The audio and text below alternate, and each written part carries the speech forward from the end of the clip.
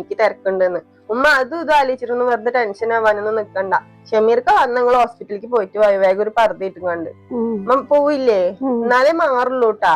വെറുതെ വയ്യാന്ന് പറഞ്ഞിട്ട് ഇവിടെ പൊതച്ച് കിടന്നിട്ടൊന്നും ഒരു മാറ്റവും ഉണ്ടാവാൻ പോണില്ല. വയ്യാക വന്നിട്ട് ഒരാഴ്ച ആവാനായി. എണിച്ച് നടക്കണം എന്നുണ്ടെങ്കിൽ ഷമീർഖാനോട് ഹോസ്പിറ്റലിലേക്ക് പോയിക്കോ. ഇനി ഉമ്മക്ക് ചൂടുവെള്ളം ചോദിച്ചില്ല, ഞാൻ ചൂടുവെള്ളവും കഞ്ഞിയും ഒക്കെ അവിടെ എടുത്ത് വെക്കാം. ഉമ്മ വായോ, എന്നിട്ട് കഞ്ഞി കുടിച്ചിട്ട് കിടന്നോ. ഇക്ക വന്നിട്ട് ഹോസ്പിറ്റലിലേക്ക് പോവാട്ടമ്മ. ആയിക്കോട്ടെ. ശരി.